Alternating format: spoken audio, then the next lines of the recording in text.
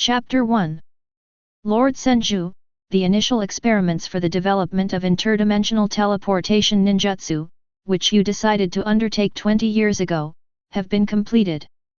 In a futuristic plaza, Orakai was showing the Senju Uchiha a cross-dimensional teleportation array, a project that had taken 20 years and countless resources to build. For the great serpent Wan, who reveres science, the emperor's actions were the very embodiment of the thoughts and creations of a true great man. But to most other people, this was a symbol of the Uchiha Senju clan's stubbornness, waste of resources, and warmongering madness. Having unified the entire ninja world, he actually wants to spread the flames of war to other worlds? How much does he need to satisfy his insatiable ambition? The experiments related to this ninjutsu have essentially concluded. Both summoned beasts and shadow clones can successfully use this ninjutsu to reach another ninja world. Currently, the passage can accommodate 3 people descending to that world together. However, due to the passage's poor stability, it's safest for anyone below the shadow level to enter. Senju nodded. 20 years. A full 20 years. This teleportation array is finally complete. The Otsutsuki clan had always been like a sword hanging over his head. Even with his world developed to its fullest potential, he had no confidence in resisting their arrival. Now that the door to a parallel world has opened, my future will suddenly be bright. That's right, he's a time traveler from the 21st century, and also a hothead who knows the original plot inside and out. He transmigrated to this world at the end of the First Shinobi World War. His mother was from the Senju clan, and his father was from the Uchiha clan. His birth was a taboo, and he was only able to survive by miraculously escaping death after his parents were sacrificed. Because he possesses both bloodlines, he was born with the Sharingan, the sage body, and is proficient in various elemental ninjutsu. After the start of the Second Shinobi World War, he single-handedly wiped out the entire shinobi world's elite and then abolished the shinobi villages and national systems. He unified the world and established the first unified nation in the shinobi world. Ordinary people don't care who's in power, they only care about how much rice costs today and whether they can afford oil tomorrow. However, for ninjas and daimyo, the Uchiha Senju clan threatened their interests, and countless conservatives began to sabotage the empire after its establishment, attempting to restore the ninja village system. In a fit of rage, the Uchiha Senju massacred the ninja world, reducing the number of ninjas in the world by 1/3. From then on, no one dared to act recklessly, and the title of tyrant was bestowed upon him. The peace that countless heroes of the ninja world had sought had arrived in this bizarre way. 3 people below the level of Super Shadow. In the present ninja world, there is no distinction between countries and villages, all ninjas belong to the empire. The Uchiha Senju were the first emperor of the empire. He has absolute power to command anyone. As for the first wave of advance troops, countless outstanding individuals in the ninja world now hold key positions within the empire. For example, Minato Namikaze is the director of the National Transportation Bureau, and he is responsible for many matters, big and small, every day. He certainly cannot easily be deployed to explore other worlds. For example, the Thousand-Handed Clan consists of important staff members of the State Administration of Infrastructure Development in Daxia. The Hyuga clan even established themselves as doctors in various hospitals across the country. There are many talented people. This makes it very difficult for Senju to make a choice. He quickly thought of several people who had been idle recently and were blessed with great fortune. The legendary heroes are Uchiha Shirato, Hitaki Kakashi, and Uzumaki Nagato. Yes. Shirato and Nagato, needless to say, were both chosen ones of their era. Dato's dual Kamui abilities ensured the safety of the 3 of them when crossing passages, and his Kamui could also be used as a storage space, making it an essential tool for both home and travel, as well as for cross-dimensional killing. Nagato's Rinnegan, implanted by Madara, is still unactivated and currently stuck at the Super Cage level. He only needs to go there to break through to become a Super Cage at any time. Kakashi graduated as a jonin at age 6, became an elite jonin at age 8, and by age 12, his swordsmanship surpassed that of a Kage. He possesses rich experience, knowledge, and absolute rationality. In the original work, he was not only assigned to be the bodyguard of the Nine Tails Jinchuriki, but also served as Hokage. These three candidates are arguably the most suitable at present. As for Uchiha Shikisui, his eye technique is indeed suitable for conquering a world, but he is currently on a mission to brainwash a certain pyramid scheme organization in the Earth Province, so he cannot return for the time being. Moreover, the cooldown of Kota Amatsukami is too long, requiring several years of cooldown after each use, making it unsuitable as a vanguard force. Orakai, do you think if we put a large group of ninjas into Dato's Kamui dimension, could we use that opportunity to bring them to another parallel world? The giant snake shook its head. Without a stable teleportation channel, anyone below the cage level cannot resist this spatial force. Even spatial ninja tools like the Kyunkan bag and Kamui will have their contents shattered by the spatial turbulence. I see. Uchiha Senju nodded. After casually inquiring about the progress of a few research projects, Senju approvingly painted a rosy picture for Orakai, and the three people he had summoned had already arrived. Otoko Senju. The three men bowed upon seeing the Uchiha Senju. Senju nodded. The interdimensional teleportation project is nearing completion, and the Empire now needs you as the first wave of advance troops. Faced with that unknown world, our current information is essentially non-existent. This mission is classified as Super S-level danger. From the moment you step into this teleportation array, you are at risk of perishing. The Empire is humane. This mission is voluntary. If you wish to withdraw, please state so now. Uchiha Senju glanced at the group. Since the three of you have all acquiesced, then please complete this mission well. It concerns the future rise and fall of our entire empire. Dato, while traversing space, keep a close eye on Nagato and Kakashi. If anything happens that could endanger your lives, teleport them to the Kamui dimension immediately to ensure their safety as much as possible. Nu. Kakashi, you'll be the temporary leader of the trio. Remember to report any issues you can't handle immediately. If you can't contact the Empire, all decisions will be yours. Yes. Nagato, this is the latest gene serum developed by Tsunade Medical Center. It contains my 6 paths chakra, which can help you instantly awaken the Rinnegan and reduce its consumption. Thank you, Lord Thousand Hands. Furthermore, this is a nano bracelet jointly developed by Aberame Biotechnology, Akasuna Machinery, and Orakai Technology. You can use it to locate and communicate with each other, and report to me at any time. It also contains knowledge of most of the Empire's forbidden ninjutsu, technological machinery, biomedical techniques, and more, including methods for constructing teleportation portals. Uchiha Senju took out 3 high-tech nano watches. The three put on the bracelets, and immediately a sharp pain came from their arms. Then a flood of all sorts of knowledge rushed into their minds. This is because the nanobots connected to their consciousness by biting their flesh and then used illusion magic to infuse all their knowledge into their brains. The three of them were excited. Putting everything else aside, the knowledge contained here alone was worth more than any mission reward. Alright, aside from the intelligence gathering mission, I've already informed you of the remaining individual missions via the bracelet. Now, please set off. Chapter 2. Konoha Year 64. The Valley of the End. A violent tremor swept in all directions, and the surrounding air began to distort under the intense heat. With the sound of space tearing apart, 3 people appeared out of thin air. Who is this, the Valley of the End? Nagato's eyes were somewhat gloomy. So this is another world. It's quite a sight to see the Valley of the End so desolate. Dato excitedly scanned his surroundings. Crossing boundaries. I never expected Orakai to actually succeed.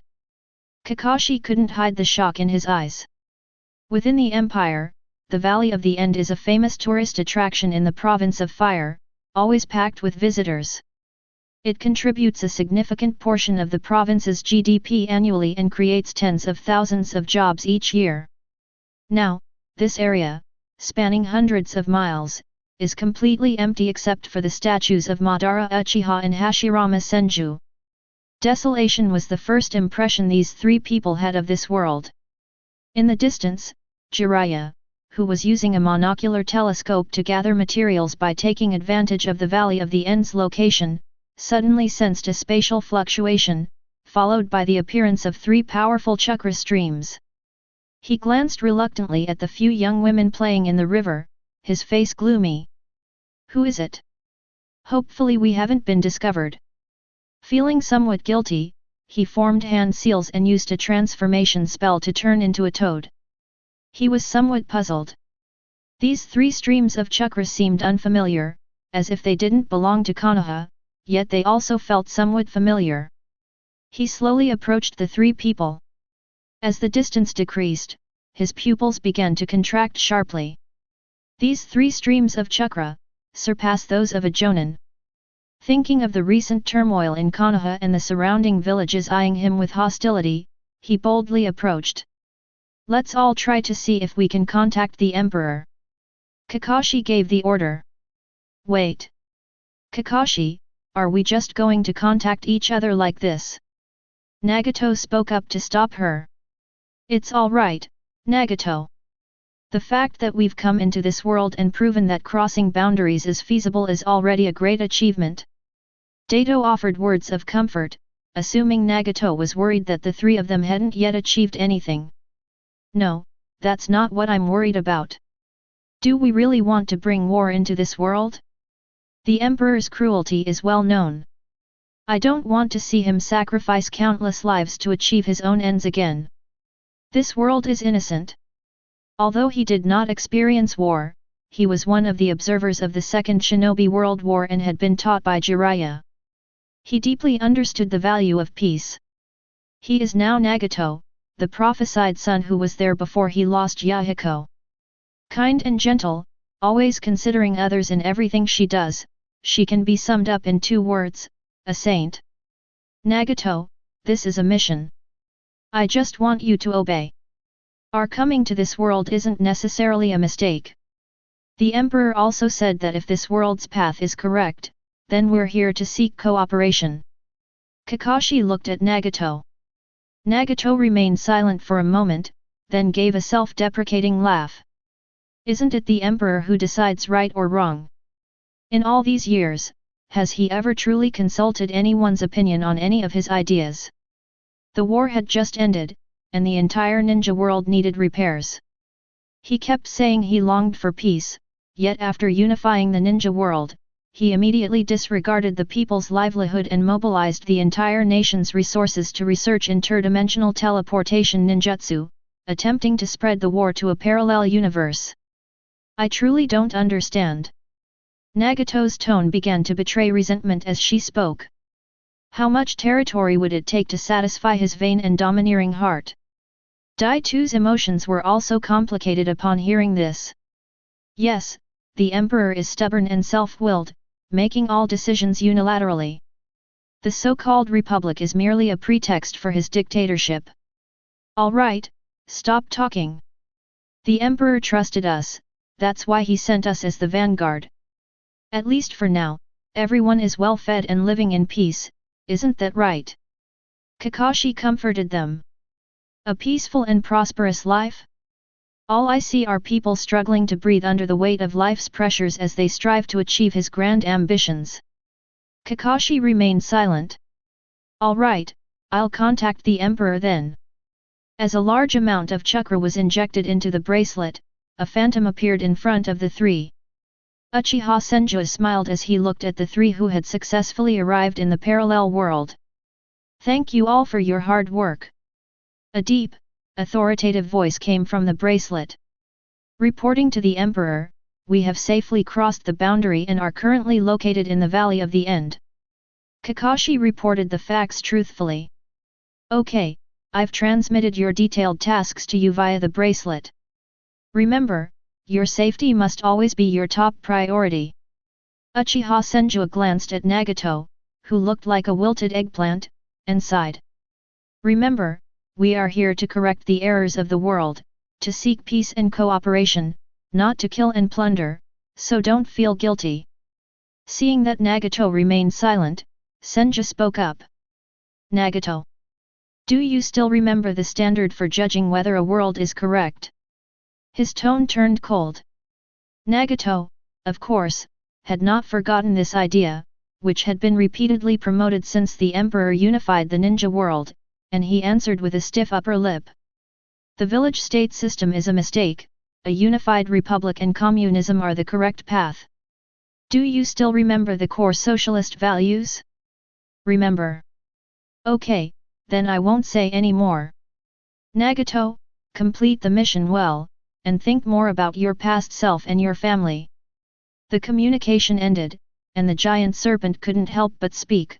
Your Majesty, although Nagato is powerful, aren't you afraid he might betray you at any time? Besides, I think he probably won't understand what you're about to say. He didn't experience that period of war, at most, he just went hungry for a few days. Rebel. Thousand Hands smiled. He couldn't possibly be unaware of how pathetic and chaotic a world without unity would be, thanks to his own efforts to achieve unification. Nagato is a typical armchair strategist. He hasn't personally experienced the tragedies of war and family destruction that Jiraiya instilled in him. He even saved his own parents, so this kid has no idea how painful it is to lose loved ones and comrades at any time. The ideals of communism have taken root in people's hearts. When the two are compared, he doesn't believe that Nagato would abandon such a good system to restore the old ninja village system. Even assuming the worst, given my strength surpassing the 6 paths, what if he really betrays me? Of course, Nagato, who possesses the Rinnegan, is a very good sword. This time, it has been sharpened, so it will be easier for me to use it later. Kakashi sighed as he watched the call end. Nagato, meanwhile, was clenching his fists, seething with rage. As expected. The Emperor is still the same. What did he mean by his last words? Was he using my parents to blackmail me? I, Nagato, accepted this mission to maintain world peace. I am the chosen one of prophecy, handpicked by the immortals. Now that I am in this world, Emperor, you can forget about bringing war back. Nagato had been wondering why Jiraiya called himself the child of prophecy, and that the peace of the future world depended on him. During his years at Hokage University, he kept thinking that he was just an ordinary college student, and besides, the ninja world had already been unified, so how could he possibly have a chance to save the world in the future? At this moment, filled with rage and utterly dissatisfied with the Uchiha Senju, Nagato suddenly realized the truth. The immortal was right. I am the prophesied child spoken of by the Toad Immortal. The hero who will save the world. Chapter 3. Have your missions been released yet? My mission is to collect as many rare materials as possible for future use in constructing a two-way teleportation channel. Kakashi spoke. The Emperor instructed me to pay closer attention to myself in this world. If possible, let's exchange eyes to awaken the eternal kaleidoscope.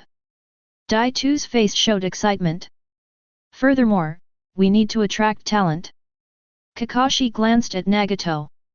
My mission is to capture the tailed beasts. Nagato spoke with a deep expression. Nagato, according to the parallel world data provided by the Emperor, we are currently likely within the Land of Fire's territory, and Konoha village is not far away. Although it's a parallel world, our identities might be easily discovered. Since you used to live in Omegakure, no one in Konoha should recognize you. You'll be in charge of gathering intelligence now, while Dato and I will go and collect the materials needed to build the teleportation tunnel. Kakashi glanced at Nagato meaningfully. Should we split up? Nagato had the same idea. Arrival in this world? Transcendence? Emperor? War? Communism? Jiraiya stood on a treetop, listening to the intermittent sounds from afar, his pupils widening in shock. He was very familiar with the spatial fluctuations that had just caused the three of them to descend. The spirit toad of Myriad Woods Mountain felt exactly like that. But is the other person from another world? One was familiar, and two left a deep impression. One was Kakashi. He wasn't wearing a headband, and his eyes were deep set. It was clearly not Kakashi, the copy ninja from Konoha. The other was Nagato, a disciple he had taken in during the Second Shinobi World War, whom he considered the child of prophecy. The last one looked somewhat familiar, but unfortunately I couldn't quite place it. He looks like Minato's apprentice, but didn't that guy die in the battle at Konobe Bridge? Jiraiya noticed one of the three men's gazes sweeping towards him, and his mind tightened. Sharingan. However, being one of the legendary Sunin, Jiraiya, having concealed himself beforehand and made preparations, managed to evade Dato's casual glances. Jiraiya's back was soaked with sweat, and he was panting heavily. A member of the Uchiha clan.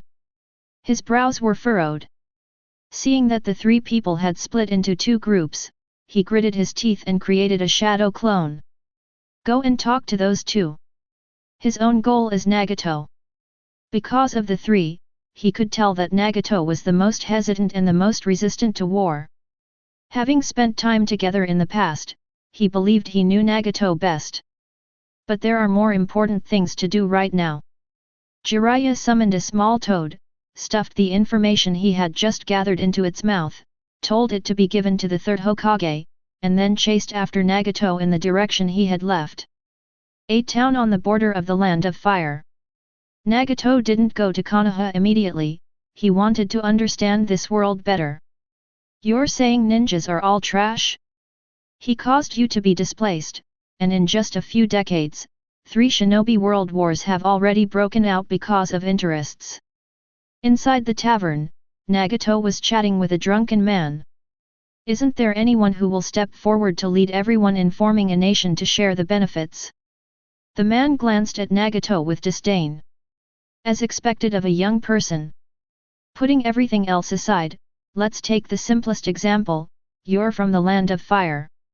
If you were the ruler, would you provide more resources to other countries? Wouldn't everyone be thinking about how to benefit their own country? Nagato thought of the Uchiha Senju, who treated everyone equally, whether they were from the Land of Water or the Land of Fire. He never showed favoritism to any particular group. Because of this, he often heard people at school complaining that the Uchiha Senju, being from the Land of Fire, treated people from other countries so well. They said they should have enslaved them or increased taxes to make their lives easier. Many people privately curse the Uchiha Senju, saying that he is ruthless towards his own people and has no regard for blood ties. Then each country could elect one person, and then resources could be allocated evenly. Those around them burst into laughter upon hearing this. Can you guess what the 5 Kage do? Do you think the 5 Kage didn't negotiate before the war started? Wasn't it all because of unequal distribution of benefits that they fought? I'm stronger than you, why should I listen to you? The people around him drank and laughed, ignoring Nagato. At this moment, Nagato remembered what the emperor had said. The ninja village system is a cancer on the world. Looking at the people around him, he hesitated, as if he wanted to say something but then stopped. Standing on the border between the Land of Fire and the Land of Rivers, his mood soured as he looked at the muddy, potholed road. You should know that in the Empire, not to mention the roads between provinces, even the roads between villages are all paved by Earth-style ninjas. Countless people within the Empire yearned to return to the era when the ninja village and the daimyo jointly ruled the country. For them, it was a romantic and wonderful era. The consciousness and bonds between people are like a raging fire, never extinguished. In that era, two people with no blood ties could sacrifice for each other. Neither the shadow nor the name can control everything, they cooperate with each other, and the country is thriving. Everyone is free and happy, the air is sweet, and the whole country is not as oppressive as an empire. where everyone is under so much pressure that they are on the verge of collapse, and countless people are so caught up in the pressure that they want to commit suicide. He once fantasized that he was one of them. Now that he stands on this land, he is plunged into deep self-doubt. In the distance, countless people had sallow complexions, each carrying a small bundle on their back, their eyes filled with numbness towards life. They looked like they were fleeing a disaster. Who exactly said this was a romantic and wonderful era? Nagato wanted to ask what these people were doing, but they only glanced at him, who was dressed neatly and had an elegant demeanor, before frowning and quickening their pace. Having no other option, he bought some food and gave it to these people before he received a reply. They were fleeing. To the left of the land of rivers is the land of wind, and to the right is the land of fire. A sandstorm, a once-in-a-decade event, swept in from the land of wind, while the country was also suffering from a chronic drought. Most of the people in the land of rivers had not reaped a harvest for a whole year, and famine struck. They had no choice but to migrate to the land of fire. Nagato frowned, clearly puzzled. Why is this land of rivers so vulnerable? Didn't any prophecies or weather ninjas foresee the impending disaster when sandstorms struck? Why didn't anyone stop the sandstorm the moment it appeared? Why make things so complicated when 10 wind release shonen could easily handle it? What does perennial drought mean? You suffer from chronic drought, you could easily fill a river with just 1,000 water-style ninjas. If you want a permanent solution, you could easily extract the groundwater by having hundreds of earth release ninjas burrow underground day and night. Why make something so simple so complicated? Why is no one caring about the tens of thousands of people fleeing the country? What are the leaders of the river country doing?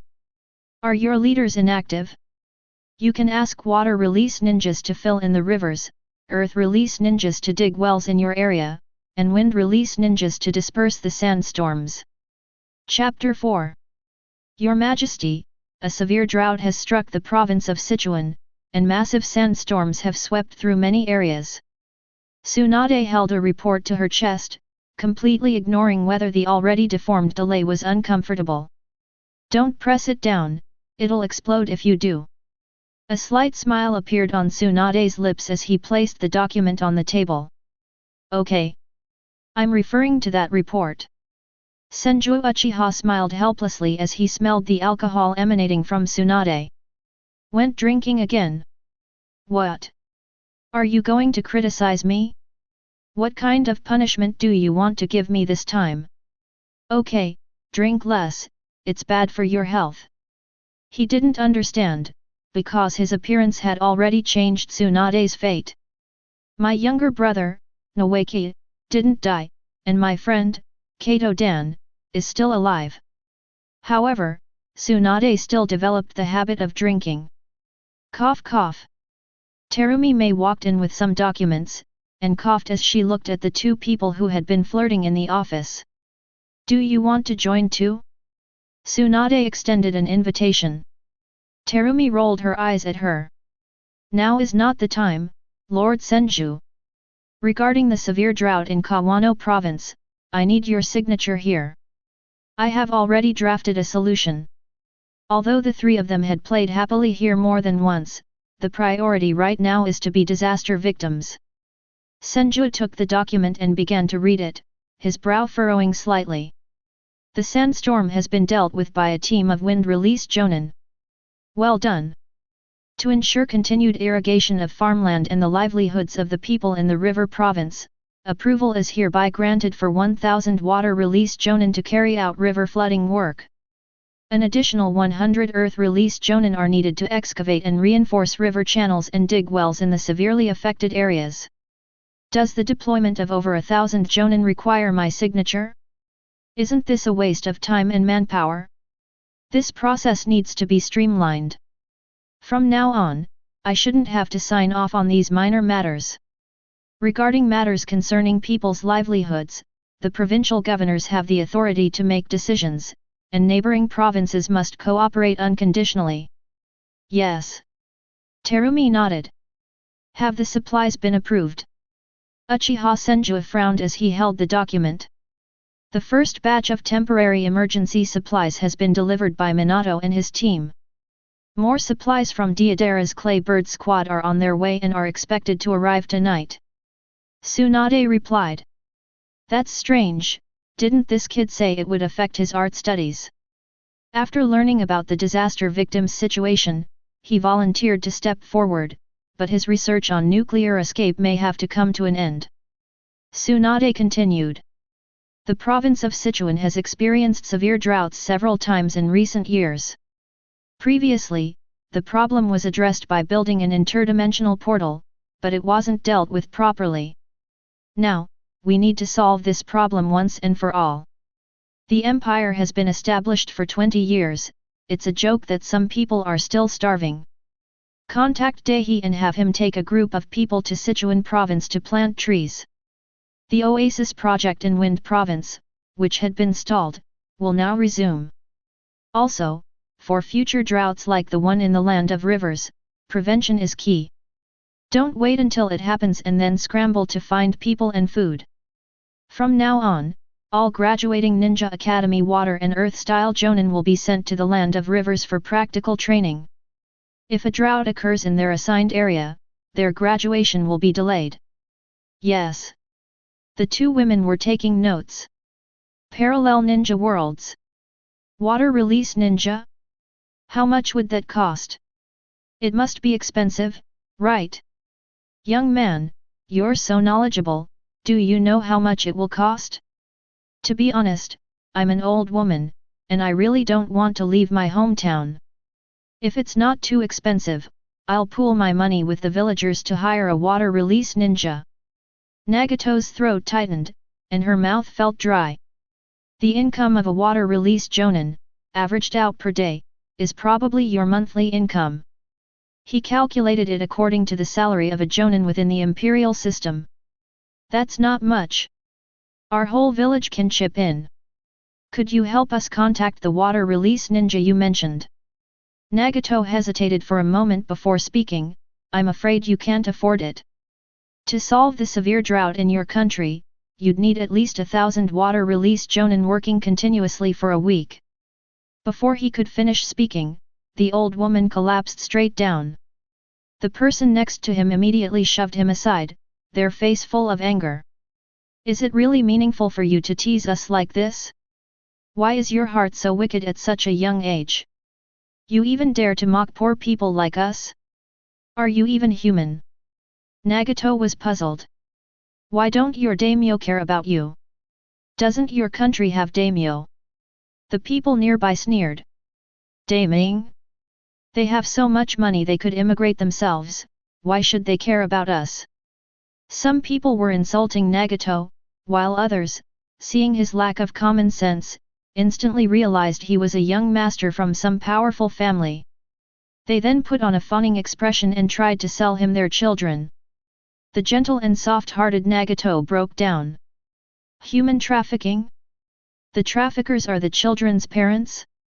This world is beyond saving. Seeing his dazed expression, the elderly people holding children finally couldn't hold back any longer. Sir, please, I beg you. My granddaughter is young, sensible, and obedient. She's willing to serve you like a slave. Please accept her. My lord.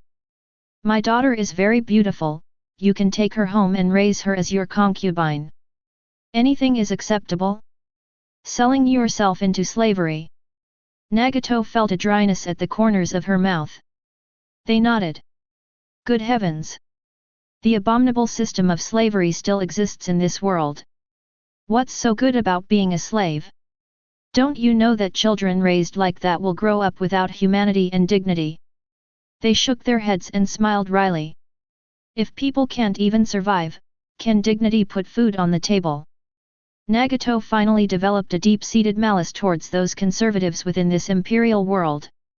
Who exactly is saying that the ninja village system is good? Who exactly is spreading rumors that the people live in peace and prosperity under the joint rule of the daimyo and the ninja village? Nagato injected the potion given to him by the emperor into his body, and a powerful force awakened within him. In the distance, Jiraiya watched this scene with a sense of unease. Wait a minute. Is he disillusioned with the world? Jiraiya's heart tightened, and without caring about revealing himself, he instantly appeared in front of Nagato. Of the three, Nagato is the most wavering. It would be very important to bring him to Konoha or to gather some information from him. Jiraiya casually remarked, "Don't be fooled by their current plight. Once they reach the land of fire, plenty of nobles and merchants will be willing to take them in. The talk of selling their children is just a personal act of choosing not to support them. Such a situation doesn't even exist within the land of fire." Upon hearing this, Nagato suppressed the power that was reviving within him. Really? Why were those nobles and merchants willing to accept them? Jiraiya smiled. It was a good thing that the other party was willing to communicate. That must be because the land of fire is rich and powerful, and everyone's heart is filled with love and justice. Jiraiya had intended to say that these people were cheap labor, but he changed his mind before he could finish. Are you new to the land of fire? I think you need a guide. I can show you around and see the culture and scenery of our land of fire. Jiraiya extended an invitation in a very familiar and friendly manner. Nagato hesitated slightly before nodding. Indeed, you can't see anything from just one small detail. I was a bit impulsive just now. Are you a ninja from the land of fire? Upon hearing this, those around him immediately felt as if they were facing a formidable enemy, avoiding him like the plague. Chapter 5. Looking at the dispersing crowd, Nagato couldn't quite understand the deep disgust and fear in their eyes. You must understand that within the Empire, the envy in the eyes of ordinary people when they learn you are a ninja is undeniable. On several occasions when he went on missions, the civilians would try to give him things and gifts in order to establish a connection with him. He felt that the Empire was very corrupt, and that even as a lowly ninja, people were sending him gifts just to get on his good side. But he never expected that ninjas would be so disliked in this world. The disgust and fear in their eyes were almost tangible. He couldn't comprehend that even a low-ranking ninja could be 100 or 1,000 times more productive than an ordinary person. How can something that benefits a large area be disliked? Their reaction is quite normal. The land of rivers doesn't have any ninja villages. Their own ninjas are basically all recruited by their daimyo to control them. That's why they're sensitive and averse to the word ninja. This kind of situation would be impossible in our land of fire. The people hold ninjas in awe. Jiraiya noticed Nagato's brow furrow slightly and explained with a smile. As for me, as you can see, I'm just an ordinary lowly ninja from the land of fire. Nagato was slightly disappointed. The master of this world was so weak, especially when he felt the weak chakra that the other party had inadvertently let out. He shook his head. You must know that in the Empire, Jiraiya's master was given the title of one of the 3 legendary Sunin by the Emperor. His sage power was almost at the 6 paths level. Perhaps I can only compete with him by relying on my newly awakened Rinnegan. And this otherworldly master in front of me can't even do the most basic thing, control my chakras so it doesn't leak out. Seeing Nagato standing there dumbfounded, Jiraiya proudly raised his head, a smile involuntarily creeping onto his lips. Humph, scared by me, huh? Well, that makes sense. My strength surpasses some kage, if not more. I deliberately let out a sliver of chakras so he could sense it, and that's why I reacted like this. I guess he's stunned to learn that even a lowly ninja like me here possesses this level of power. Hopefully this will deter them from invading. Jiraiya was quite satisfied with his actions just now. His long travels had taught him that the best way to resolve conflicts was to fight without bloodshed. For example, how my cunning actions at this moment intimidate the other party. I still don't know your name. Seeing that the other person was still in a daze, Jiraiya asked a question. Me? You can call me Nagato. Nagato. Jiraiya frowned, but quickly relaxed. Yes, they all claim to be from a parallel world, so it's not a problem that they have the same name and appearance as their apprentice. However, Jiraiya was curious about one thing: they had the same name, looked the same, and were even about the same age. What are the differences between that parallel world and our own? Nagato, we of the Land of Fire are very hospitable. Where would you like to begin learning about our Land of Fire? Nagato was not averse to this otherworldly master who was outwardly showing goodwill but was actually testing him. Having someone guide you is definitely better than blindly guessing on your own. Moreover, after sensing the aura he had just unleashed, he stepped forward without fear. Doesn't this demonstrate his outstanding self-sacrifice and patriotism? A Land of Fire where even the lowest-ranking ninja possesses such a spirit of sacrifice must be a wonderful place, right? I did act impulsively just now. How could I, someone destined to save the world, be so short-sighted? With this thought in mind, Nagato spoke, I want to go to the capital of the Land of Fire first, and then go to Konoha village. Jiraiya's heart tightened. So, they haven't given up on the idea of intrusion after all? After wandering the world for many years, Jiraiya made a decision in an instant. He decided to communicate with Nagato more during the journey and see if he could persuade him to extract more information from him. If his mind doesn't change in the end, then we must plan an ambush to capture him. We absolutely cannot let him bring war and disaster to Konoha. Konoha village, Hokage building. The former second Hokage's guards, now the Konoha's F4, have all gathered together. Besides Hiruzen Sarutobi and Danzo Shimura, the two powerful Kage, there are also Koharu Udadan and Homura Mitokado, two old, short-sighted culinary gods. They were now discussing with serious expressions the information they had just obtained from the summoning toad of Mount Maiboku, which came from Jiraiya. Hiruzen, are you sure this isn't some material for Jiraiya's novel that was sent to the wrong place? Hiruzen Sarutobi, puffing away on a large opium pipe, had cloudy eyes.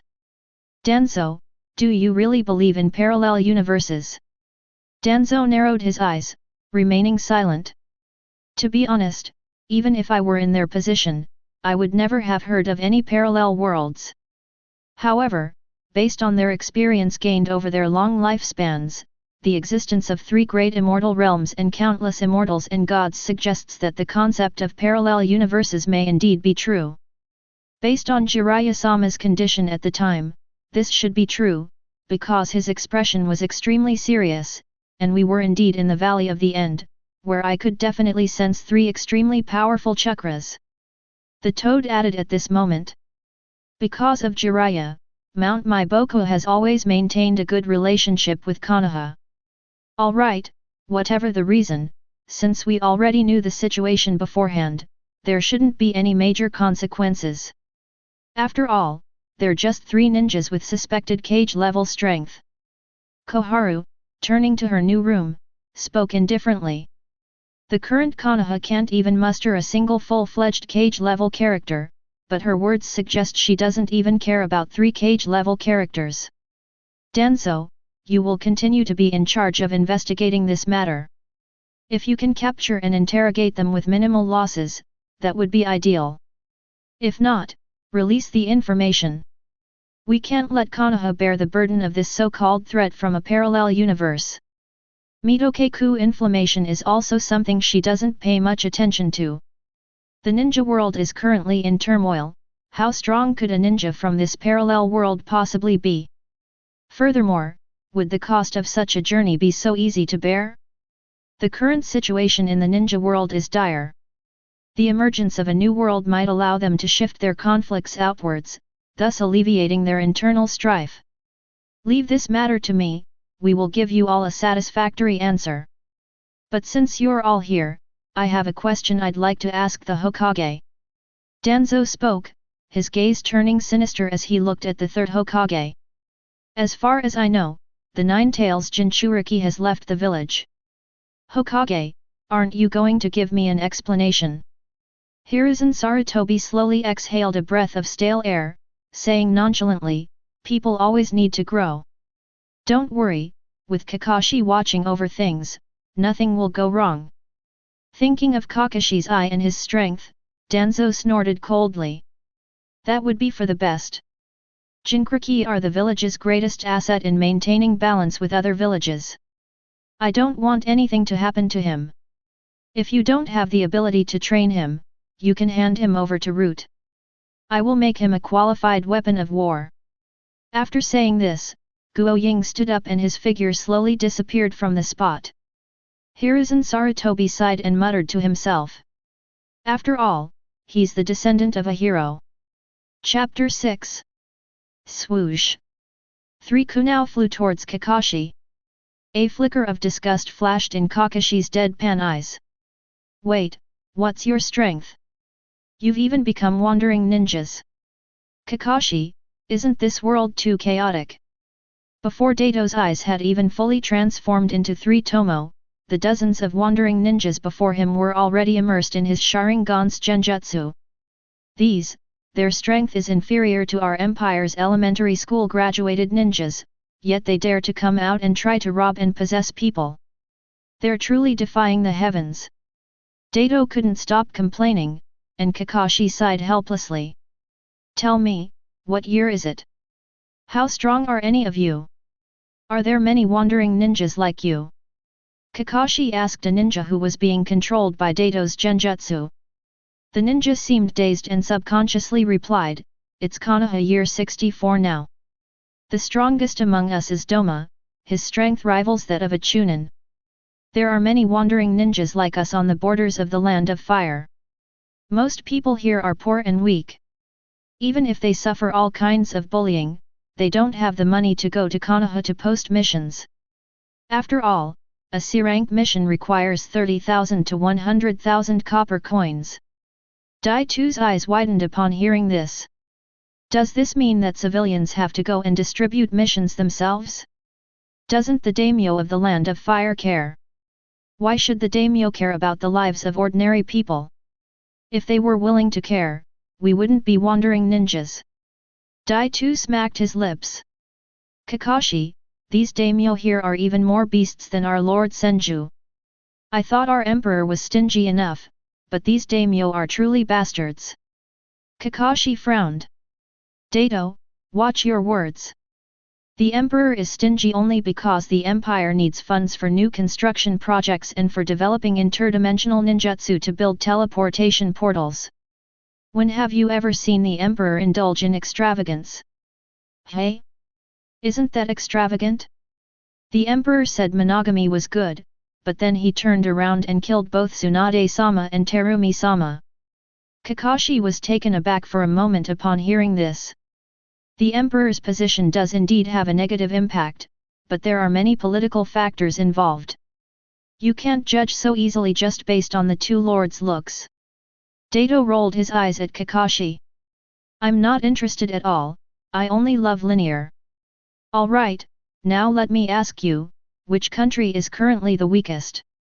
The weakest should be the land of water. I've seen a map before, they're surrounded by sea and completely isolated, with no contact with other ninja villages. You almost never see Kirigakure ninjas outside. Even the renowned 7 ninja swordsmen of the mist become nothing more than a lucky charm after encountering a Konoha ninja. Having gathered enough information, Dato activated his 3 Tomo Sharingan Genjutsu, and the group immediately committed seppuku. To be honest, I felt no guilt whatsoever about dealing with these guys, in fact, I felt like I'd dirted my hands. But Kakashi, it's strange, really. Why would a bunch of genin dare to become bandits? I truly feel sorry for the common people of this world.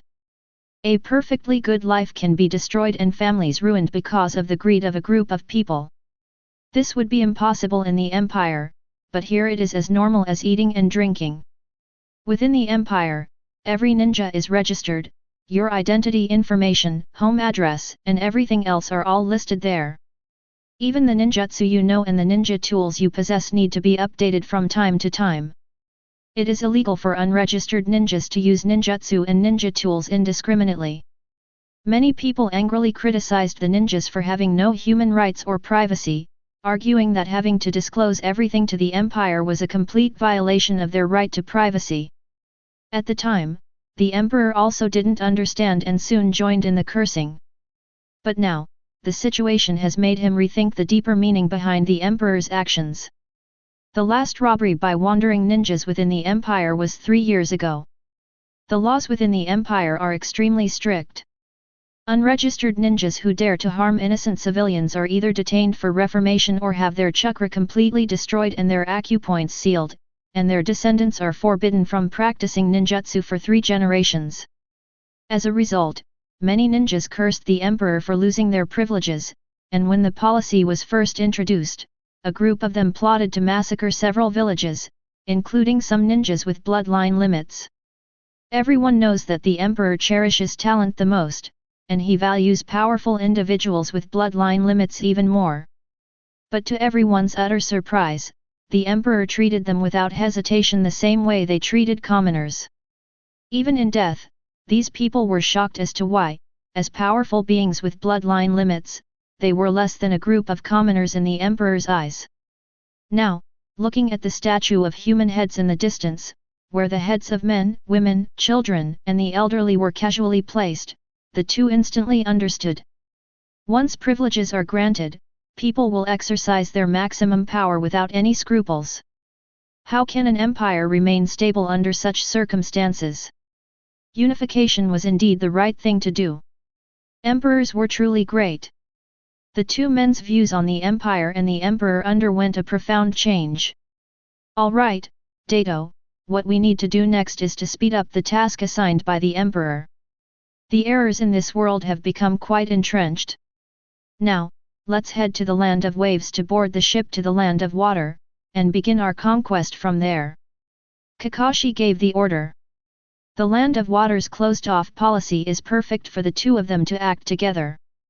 With enough tailed beasts or a large amount of chakra materials gathered, they can build a portal connecting to their original world based on the blueprints provided by the Emperor. The water-rich country's own policy of isolationism also serves to prevent alerting the enemy now. With more powerful imperial figures arriving, conquering this world will be much easier.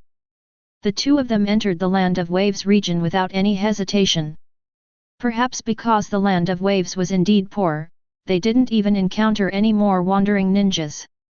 Furthermore, because the people here live by the sea and can fish, the situation is relatively much less common compared to the majority of the people in the Land of Fire who are emaciated due to poor harvests.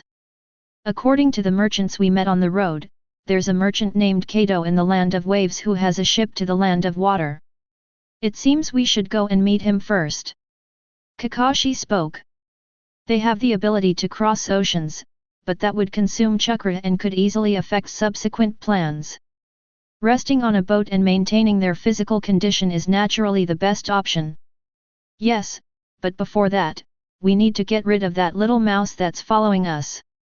Dato's Sharingan glanced casually at a tree behind him. As former classmates and childhood best friends, Kakashi immediately understood what the other meant. The next moment, Kakashi appeared under the tree that Dato had seen, and before Jiraiya could react, a gleaming blade slid across his neck.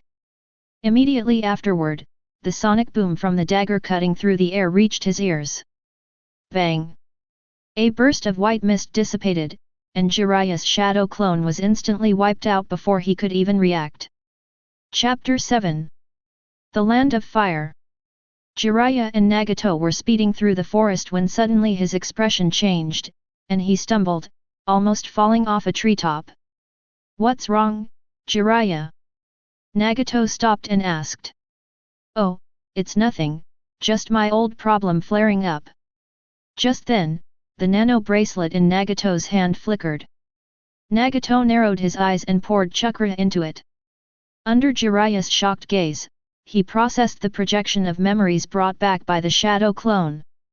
Those two people, devils. Especially Kakashi from that parallel world, his swordsmanship is exactly the same as that of Sakumo Hatake, the White Fang of Konoha who was forced to his death by his teacher, the third Hokage, and the entire village. No. His swordsmanship is several times stronger than Sakumo's. His shadow clones were stronger than even the average Jonin, yet they were beheaded in a single strike before he could even react. And how do they communicate so easily right now? A sense of foreboding flashed through Jiraiya's mind. He now had a deeper understanding of the empire they spoke of. Hey, Nagato, we're being followed. It's a shadow clone. I reckon the real one is somewhere nearby. Be careful. Kakashi's voice came from inside the nano bracelet. Okay, I understand. Nagato glanced at Jiraiya out of the corner of his eye, and Jiraiya immediately felt his hair stand on end, as if facing a formidable enemy. Nagato looked at Jiraiya with a smile. Is there anything that needs explaining? Having mastered all 6 chakra natures, he had already sensed Jiraiya's transformation when he used the transformation technique, but in order to avoid causing further bloodshed, he did not expose him immediately. Jiraiya, however, remained composed. He lowered his head, his voice hoarse and deep. I'm sorry, I didn't follow you with any malicious intent. You just happened to arrive right next to me, and as a member of the Konoha ninja, I couldn't remain indifferent. I've heard your talk of unification and empire. I cannot accept you bringing war to our world. Our world has finally achieved a brief period of peace, and I do not want the disaster of people being displaced and losing their companions to strike again. Jiraiya spoke very sincerely. I can clearly feel your goodwill, and I'm sure you wouldn't want to easily engulf our world in war. To be honest, I have a disciple who looks exactly like you, also named Nagato. The moment you appeared, I felt an instant connection with him. Jiraiya began using his persuasive skills to win over the two, attempting to stabilize their relationship in this way.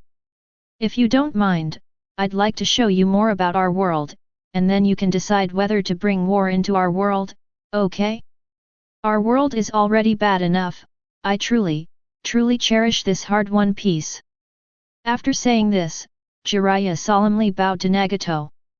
Nagato is notoriously susceptible to talk no jutsu, especially when the one doing it is his master from a parallel universe. Naruto's few words of persuasion were enough to make him abandon his lifelong ideal of using the Rhine rebirth to revive everyone in Konoha. How much more so when his master is now bowing deeply in obeisance. Nagato's heart tightened, and he quickly went to help Jiraiya up. He was, after all, an enemy and an invader, yet Jiraiya bowed so deeply to him just for the sake of peace? Nagato sighed, realizing that he had come with a mission and a standard to judge this world. He helped Jiraiya up, his expression somber. I'm sorry, some things are beyond my control. You will continue to be my guide. If your world meets the standards, I will do my best to prevent war and try my utmost to secure cooperation between the Emperor and you. Nagato had intended to say that if things reached a certain point, it wouldn't be unreasonable for him to side with them. But when he thought of the scene of encountering that group of refugees, he kept those words to himself and didn't say them aloud. As for persuading the Emperor, over the years, every measure implemented by the Emperor was said to be discussed, but in reality, the group of former shadows, now provincial governors, tried to dissuade and stop him. However, whatever the Emperor decided, it seemed to be carried out with iron-fisted determination. Can I really persuade that Emperor who won't listen to reason? Seeing Nagato fall silent again, Jiraiya tentatively asked, shall we continue our journey to the capital of the Land of Fire? Nagato nodded. Let's go. Land of Waves. Kakashi and Dato finally escaped the desolate wilderness and arrived at a town. This town may be small, but it has everything it needs. As dusk approached, the two decided to gather information there to confirm the fleet's location and depart early the next morning. The two walked and stopped frequently, and soon they stopped at a bookstore. Dato looked at Kakashi with a wicked smile. If you want it, just go for it. Don't hold back. Kakashi gave a sullen hum, then walked into the bookstore, leaving behind an explanation, I'm just here to gather information. Dato watched the people coming and going and took a deep breath. The sky was the same, the earth was the same, but he wondered how he himself was doing in this world. With your talent level, you should be quite famous in Konoha, right? Seeing that Kakashi hadn't come out for a while, Dato impatiently went inside. Hey Kakashi, it's just buying a copy of Jinping Mei, why is it taking so long? Kakashi is currently arguing with his boss. The shop owner, his face somewhat grim, looked at Kakashi and replied solemnly, I'm sorry, sir. We don't have any of those charming women you're talking about. This is a bookstore, not a brothel. Kakashi's face also darkened. I'm not talking about prostitutes, I'm talking about books with women. Think again, Jinping Mei. The boss shook his head. I'm sorry, I don't have any gold, let alone silver. What about my ex-father? If all else fails, my female roommate will do. Kakashi was getting anxious. He'd forgotten to exchange the book he was holding in his haste, and he knew its contents by heart. How could he possibly absorb anything without a new one? Sorry, I don't have any. Kakashi was struck dumb by these words, and stood there stunned. For the first time, even this usually composed and meticulous man had the idea of invading the world. Not even these? Are you kidding me? This is definitely a flawed world in need of correction. Kakashi found it hard to believe that, let alone entertainment like photo scrolls, there weren't even any good books to read. Entertainment is the foundation of a world's development, this is just one example, and it seems this world is truly beyond saving. Dato lingered in front of the bookshelf for a long time, and knowing Kakashi's reserved nature well, he quickly found a book and handed it to Kakashi. Look, this must be a specialty of this world. Kakashi, his face ashen as if he had lost his parents, glanced at Dato and, seeing the solemn expression on Dato's face, picked up the book. Intimacy Paradise. Chapter 8. Seeing Kakashi so engrossed in watching the book as if it were a treasure, Dato sighed helplessly. Hehe, you certainly have a discerning eye. This is a masterpiece by Jiraiya. It's a bestseller in every major country, it's said that the number of copies sold could circle the ninja world 7 times. Alright boss, pack all of this type up and take them with you.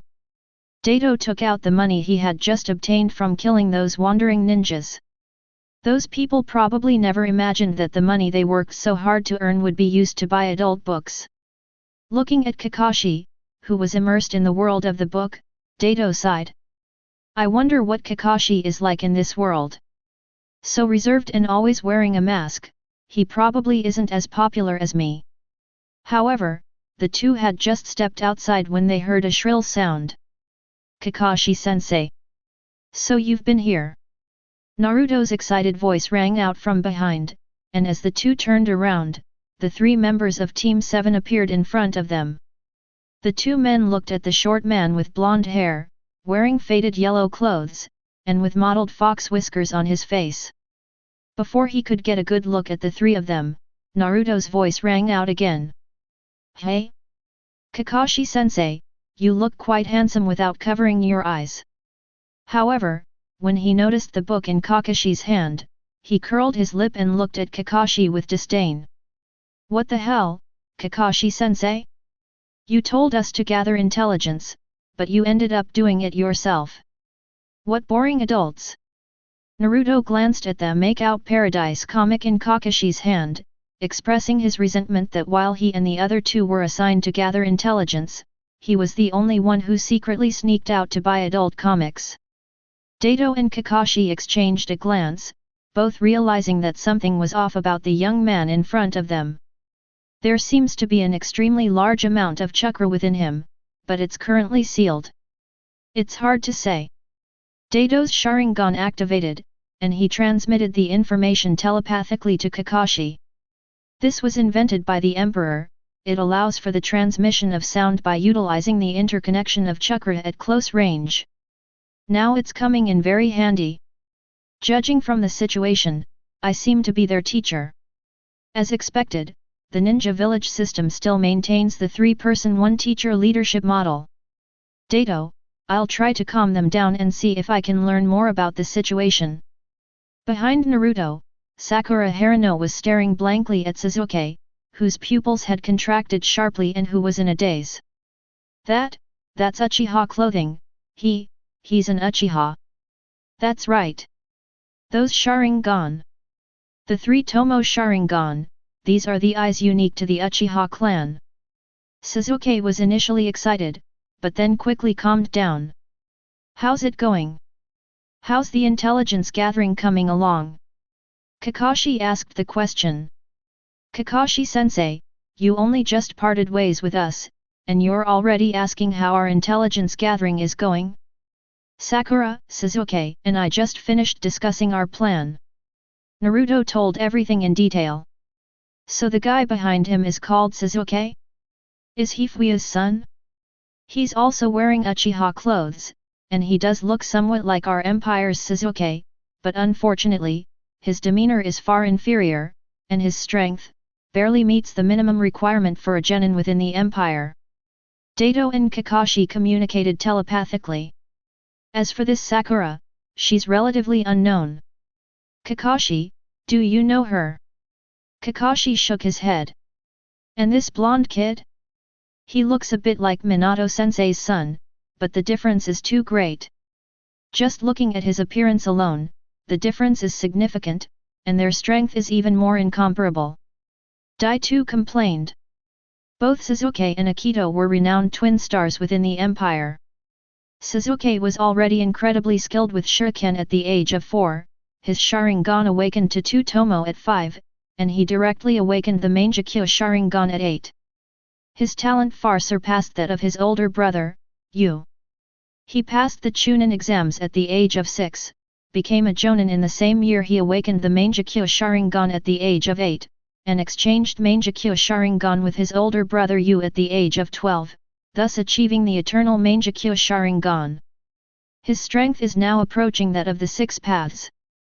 Akito is no less talented than Sasuke, his father is Minato Namikaze, and his mother is a descendant of the Uzumaki clan, the purest bloodline of the red-haired clan. Compared to Sasuke, Akito had already passed the genin exams at the age of 4 and was proficient in using various ninjutsu. He possesses the powerful chakra of the Uzumaki clan and the strong genetic power of Minato Namikaze, which allows him to change his red hair to blonde. He also inherited Minato's talent. His inexhaustible chakra allowed him to freely use shadow clones, comprehend the profound principles of the universe, and research various ninjutsu. At just 10 years old, he broke through to the cage level, and his wind release, Ray's Nan was even more powerful than the tailed beast ball, allowing him to fight the 9 tails one-on-one without being at a disadvantage. Compared to Sasuke, Akito was more popular with the teachers and female students at school. His looks, which were comparable to Minato's, made him a favorite among everyone at school. Gentle and elegant, handsome and dashing were his defining characteristics. The two of them have now been taken away by the Emperor for training, supposedly to help them comprehend the power of the 6 paths. But what about the world? Look at Naruto, that short, ugly guy, yet he blurts out all the information in a few careless words without any warning. That Sasuke was the same, besides his good looks, he had nothing else. He stared at the two of them timidly and warily, lacking any of the aura of the twin stars of the empire. Needless to say, their strength is undeniable. Kakashi, this world seems even worse than it appears to us. All of this happened in the blink of an eye. Kakashi explained, "Oh, I just saw a suspicious person here and chased after them." This excuse can effectively conceal the presence of Dai-tu beside him. If they don't know Dato. Sure enough, Sasuke asked the next moment, "Kakashi-sensei, who is this person next to you?" Sasuke's words carried a hint of anger. Since this person has awakened the 3 Tomo Sharingan, his strength must be considerable. Why didn't he intervene to save his clan during the massacre? In Sasuke's mind, being able to awaken the 3 Tomo form was already an extremely powerful ability. After all, back then only his brother Itachi and his father, among other strong individuals in the clan, possessed the 3 Tomo form. He only unlocked the first Megatama on the night his clan was wiped out. Oh? Him. Kakashi smiled, as expected, his words had a slight effect. This is a good friend of mine named Dato. I came here because of him. As a man, a strange competitive and materialistic urge arose. He couldn't accept that people knew Kakashi but not him. I am Uchiha Dato. I awakened the Mangekyo Sharingan at a young age, and my eye power is the extremely useful dual Kamui. I cannot remain unknown in Konoha. You should know that he was famous throughout 5 provinces of the empire. He smiled at Sasuke and tentatively asked, Sasuke? Don't you recognize me? Sasuke frowned and shook his head. Dato was secretly delighted. So it really was called Sasuke. Then his judgment was correct. Dai too, with a familiar smile, said, Hee, I was talking about you with your father the other day. How's your dad? Remember to give him my regards when you have time. Chapter 9. Naruto swallowed hard, looking at Kakashi in disbelief, only to find that the latter showed no intention of stopping him. He then looked at Sakura, whose face was full of anger and whose fists were clenched. As for Sasuke? Although he had lowered his head and was trembling all over, Naruto could see that his Sharingan with 1 tomo had appeared in his eyes. There's even a hint that it's developing into a 2-tomo jade. Seeing the unusual reactions from the 3 people after hearing this, Dai too frowned slightly. Did I say something wrong? But then he suddenly realized. I understand. I get it. Got it. I understand everything. Fuyu has always been very strict with his 2 children, and as the leader of the Uchiha clan, he naturally feels immense pressure every day. If his 2 children don't live up to his expectations and consolidate his rule, it's inevitable that he will become authoritative and cold. According to the algorithm, the time in both worlds is almost the same, Konoha 64. However, this happened 20 years ago. In Konoha 44, the empire changed dynasties, and now the empire is 20 years old. The 2 are basically the same year. The Sasuke in the empire is currently 12 years old, and the Sasuke in this world should also be 12 years old. At 12 years old, he was barely even a genin, so it's understandable that his relationship with Uchiha Fuyutsu was so poor.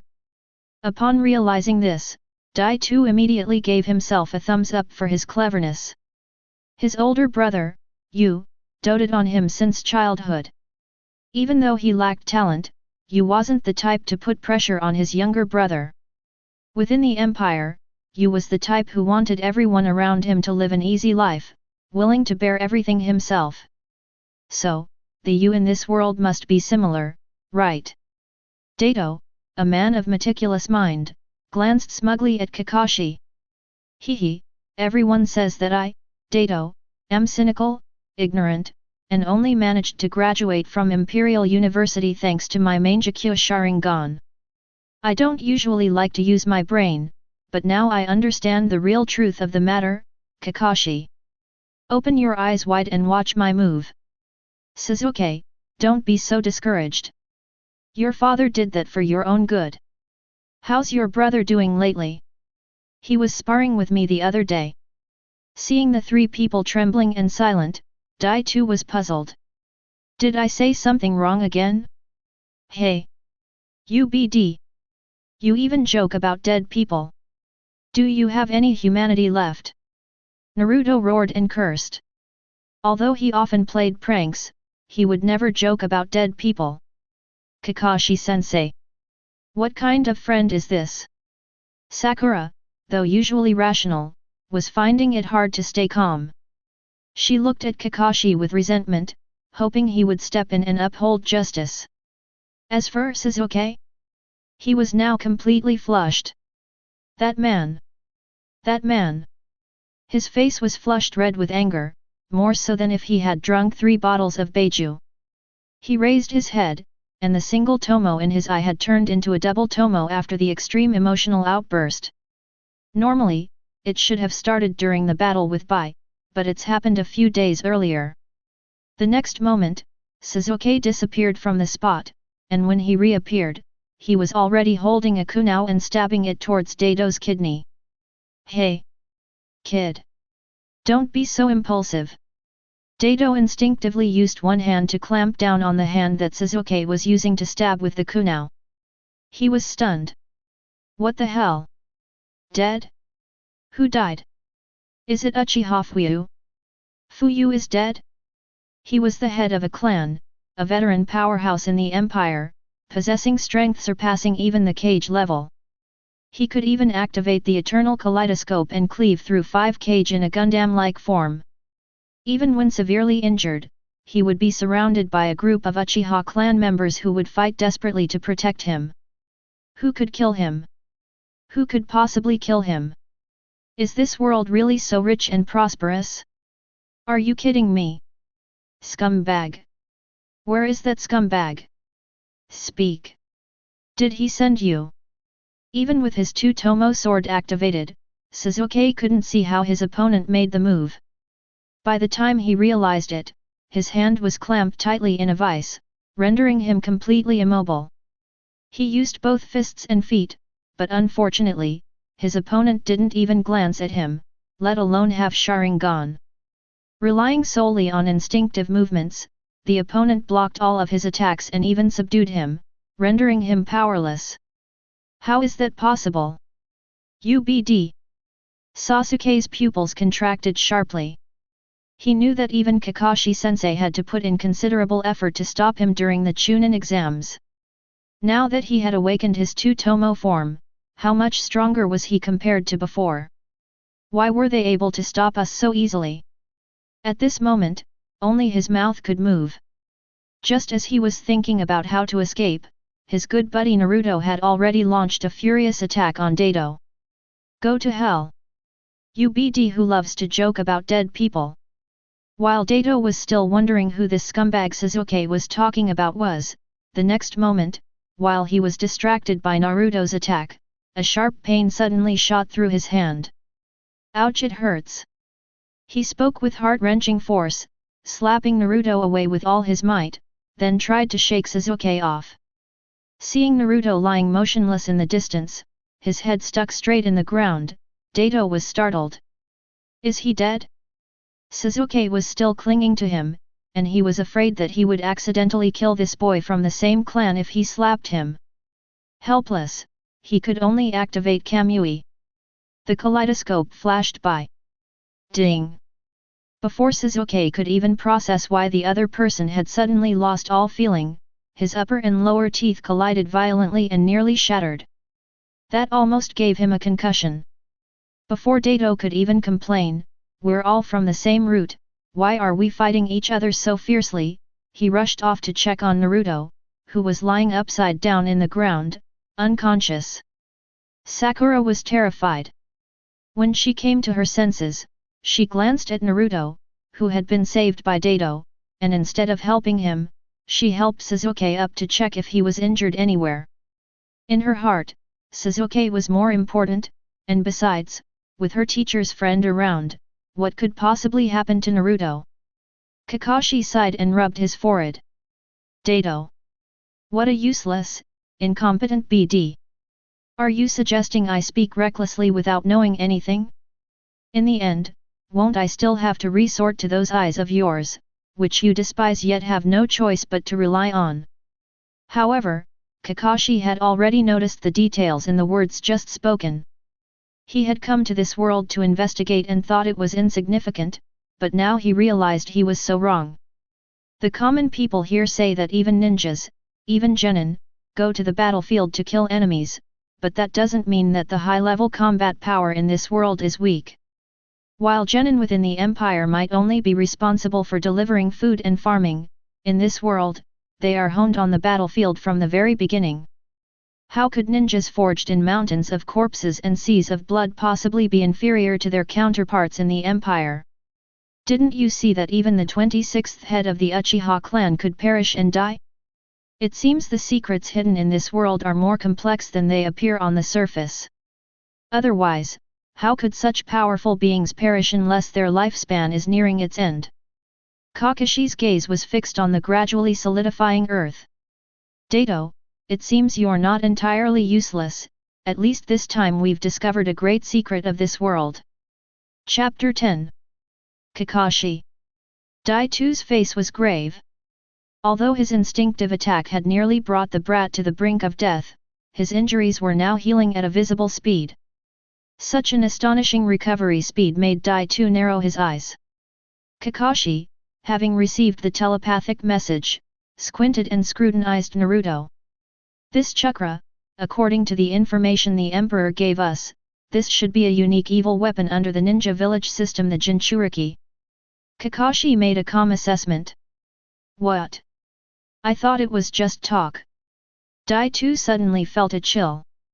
Let such a huge monster mate with you and enter your body. Not to mention that, although the tailed beasts within the Empire can mate with anyone who has mastered the techniques provided by the Emperor, those are still at the cage level. Those below the cage level are basically easy to turn into useless people who only know how to rely on the tailed beast's power under the influence of the tailed beast's berserk chakra. Furthermore, beings below the level of cage cannot control the power of the tailed beasts. Various sealing techniques must be applied to their bodies to control them. However, this would cause immense harm to one's body and severely hinder the development of one's future potential. But this lowly genin actually has a tailed beast inside him?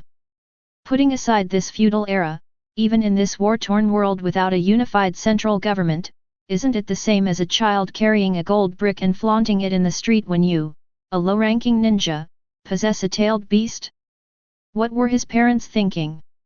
How could they allow such heinous human experimentation to be performed on their children? Do they really not care about the child's qualifications? There was a suggestion in the Empire to seal the tailed beasts and humans together from childhood so they could grow up together.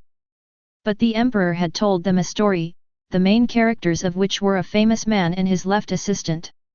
It is said that in another world, the tailed beast was sealed inside Naruto's body from a young age, and in the end, he could only barely fight Sasuke to a draw by relying on the power of the 9 tails. Everyone laughed and said it was impossible. Who was the Ming dynasty figure?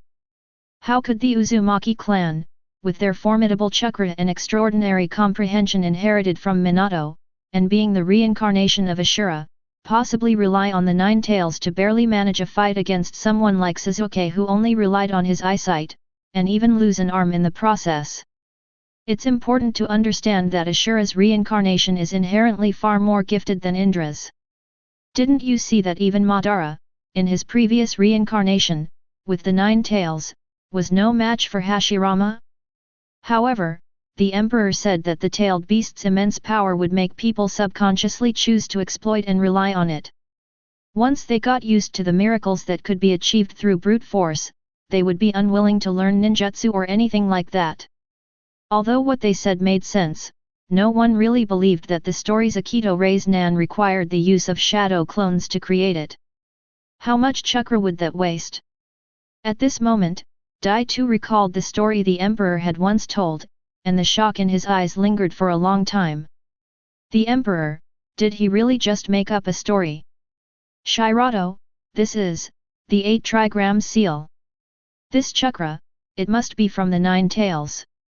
Kakashi's words were also full of disbelief, clearly indicating that he had also thought of the story about the tailed beasts that Emperor Ginseng had once told. The two exchanged a glance, a look of excitement flashing in their eyes.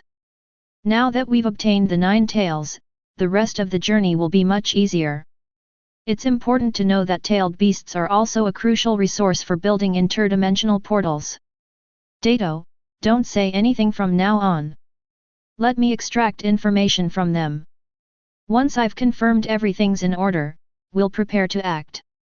Hearing Kakashi's chakra transmission, Dato gave a haughty snort. Sasuke, and Akito, my friend just wanted to test your strength, he meant no harm. Kakashi scratched his head, adopting a meek and submissive demeanor. Humph. Kakashi-sensei, don't try to excuse him. The Uchiha massacre happened so many years ago, even I know that, how could he not know? Naruto got up from the ground, ignoring Sasuke's murderous glare. Dato. Apologize to them now. Kakashi reprimanded him. Dai-Tu also bowed sincerely. I'm sorry everyone, I haven't been back to Konoha for too long, what I just said was really. At this point, Dato took a deep breath, and then a cold glint appeared in his eyes. I didn't know the Uchiha clan was wiped out. But Sasuke, rest assured, I will give all the Uchiha clan members an explanation for the massacre. The mission is more important right now. I need to get to Sasuke right now and ask him how the Uchiha clan could have been wiped out. Who? No. Which bunch of bastards did this? I'll make them pay for this in blood. The dignity of the Uchiha clan must not be insulted. Not even in a parallel world. In Dato's mind, no one could destroy the Uchiha clan, only a powerful and renowned force could do so. Sasuke snorted coldly, but a hint of emotion flickered in his indifferent eyes. Should we send him to seek revenge? His strength? No. Itachi. I will avenge you myself. I will defeat you myself. Power. I am still too weak. I need absolute power that can wipe out everything. He still harbored deep hatred for this Uchiha clansman before him. Where were you on the night of the massacre? However, after considering the man's strength, he became discouraged again. What's the point of him coming? Can he be a match for Itachi? He didn't even activate his Mangekyo Sharingan just now. That's true. The Mangekyo Sharingan can only be awakened by exceptionally talented individuals within a clan. He's just a wandering Uchiha, whether he even knows about the Mangekyo Sharingan is probably questionable. Kakashi glanced at everyone, considered his words carefully, and then spoke, "All right, Akito, you said you were gathering information. How's the gathering going?" Kakashi decided to try and extract information from the seemingly simple-minded Ming man in front of him. As expected, Naruto hadn't taken anything that had just happened to heart, but when Kakashi asked him, he couldn't wait to tell him. Kakashi-sensei. According to the information we just gathered, Tajuna was right, Nagato is a truly wicked BD. Naruto gritted his teeth as he spoke. Kakashi's brain was working at lightning speed. Is this a ninja mission? This system is indeed good, even now, various academies are still using it, but it's quite different from what it used to be. The missions at the Ninja Academy are now mostly selected through multiple rounds of screening, which can enrich their practical experience. These missions are long and tedious, and were renamed internships as early as the 10th year of the Empire. Kakashi and Dato had heard a little about the mission system from the Ninja Village era. It was said that people would abandon morality and ethics and do anything for money. For the sake of the mission, they would even disregard the lives of their family and comrades.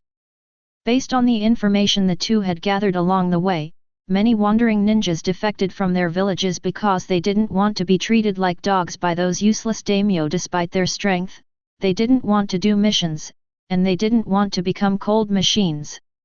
In their view, the ninja village mission system was a complete cancer. It was one of the triggers that bound ninjas and intensified conflicts during wars. After exchanging messages telepathically, Kakashi nodded. Okay, let's continue with the mission. Based on the current situation, it's highly likely that this version of myself from this parallel universe is also present, able to protect the Nine Tails Jinchuriki. Perhaps this version of myself is even stronger than I am. With this thought in mind, Kakashi decided to take Dato without alerting the three people in front of him to a secluded place first. Just then, a voice rang out, making their hearts tighten. Oh? So you're here. Chapter 11. Dejuna? You actually came. Naruto pursed his lips. Seeing the two bottles of wine in the other person's hand, he couldn't help but feel annoyed. You have money for drinking, but not for hiring us? Kakashi breathed a sigh of relief. It seemed the person in front of him was the one who issued the mission. All we need to do next is lure them a little further away and gather as much information as possible along the way, and we'll be absolutely safe. Just as Kakashi was painstakingly trying to lead them away, Kakashi had already tracked them all the way to the bookstore. Oh? You're here again, sir. The bookstore owner greeted me warmly. He glanced at the American bully on the ground, chuckled, and playfully purred it a couple of times. However, when he saw the other person's indifferent gaze, he gave an awkward laugh. Damn it, you even put a dog on. Kakashi's brows furrowed, and his heart tightened. Here we go again. How many people were I just with? Where did they go? The bookstore owner was a little confused, but he patiently explained. You just came to the bookstore with someone and bought a few books by Jiraiya-sama. Then 3 little kids and an old man came in at the door. You were discussing something when you walked over there. Upon hearing this, Kakashi felt a surge of disappointment and frustration. You even bought a make-out paradise just to impersonate me.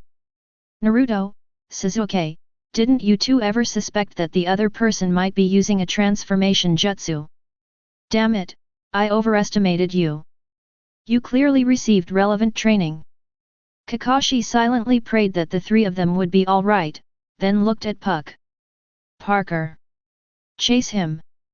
Pakun, looking like a dog and just as lifeless as Kakashi, nodded and then sped off towards Naruto. However, Kakashi, who was speeding along, soon saw the group of 6 ahead. Naruto. Sasuke. Get out of the way. The person arrived before the voice did. Earth release. Earth Dragon Bullet. Kakashi formed hand seals, and then an Earth Dragon emerged from the muddy ground. The next moment, the Earth Dragon spat out clumps of rapidly moving mud that attacked Daigo and Kakashi. This was done to cover Sasuke and Naruto's escape first. Upon hearing Kakashi's words, the 2 on the other side immediately understood everything and began to distance themselves from Kakashi. Sasuke narrowed his eyes, picked up a kunai, and stared warily at the 2 of them. No wonder. No wonder a complete stranger suddenly appeared and started insulting my whole family. It seems this person is an imposter of Kakashi-sensei. But what kind of transformation technique were these 2 using? Why couldn't my Sharingan detect it? Kakashi was completely stunned when the 2 turned around. So alike. Absolutely so. There was no trace of transformation magic on either of them, or perhaps, they couldn't see through it. The person opposite me looked almost exactly like me, even down to that melancholy air and those lifeless eyes. No. He has eyes. Kakashi was shocked. And that person next to him. So alike. Absolutely so. The figure from my memory resurfaced, that comrade who had shaken my resolve to absolutely obey the mission. That Obito who gave his eyes to someone else at Konobe Bridge. If Obito were still alive, he would probably look exactly like him, right? That person is exactly like Obito after he grew up. Not only their appearances, but even their chakra is so similar. It seems the ninjas of this ninja world are far more vigilant than we imagined. They've caught up. Kakashi. Let me meet you in this world. Uchiha rebound. Dato took out a round fan that he had recently captured, then wrapped chakra around the fan and began to shatter the Earth Dragon bullets with taijutsu, just like playing badminton. Haha. Continue. Dato excitedly waved at Kakashi. Kakashi stared intently at the 2 men. The man before him had managed to deflect so many of his Earth Dragon bullets using only taijutsu, he seemed to be a formidable opponent. But at this moment, his mind was entirely focused on the other person's face and the familiar chakra. Who are you? Are you ninjas sent by Gato? Kakashi shook his head. Dai-tu, disheartened, put away his fan. What is your relationship with Obito? Kakashi squinted at Dato. Dato? I am Dato, so what? Dato looked puzzled. Does this guy know me from this world? Are you Obito? Kakashi remained silent. Obito was already dead, he had just failed in his duty. If you weren't brought by Kato, I would like to take my 3 students with me. Kakashi was still somewhat wary of the 2 after their brief exchange. First of all, there's the opponent's incomprehensible substitution jutsu and taijutsu. My current task is to lead Team 7 and take care of Naruto. I'm not comfortable getting into a conflict with them right now. The two opponents are currently quite close to Naruto and his friends. If they resort to any means to use Naruto and his friends as leverage, then we'll be in trouble. Take him away? Let's see who's stronger then. Dato would never give up the 9 tails Jinchuriki he had just acquired. Of course, he also wouldn't let go of Sasuke, who might be the only remaining member of his Uchiha clan after their massacre. One was an important mission objective required by the Emperor's orders, and the other was key to understanding the Uchiha clan of this world. You know, your own eternal kaleidoscope is still nowhere to be found. According to the Emperor, swapping eyes with his parallel world self might awaken an even more powerful eternal kaleidoscope. Kakashi, let me test your strength in this world. Having spent many years at the Imperial University, he knew he was basically no match for Kakashi without using Kamui. He wanted to see if the Kakashi of this world was just as formidable.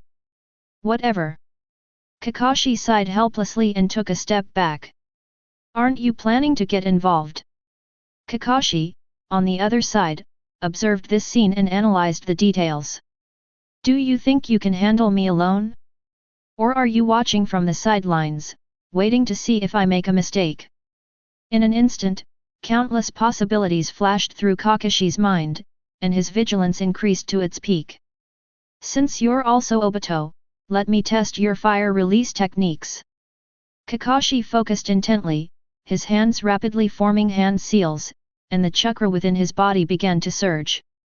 His breathing became steady and strong, as if he had become one with his surroundings.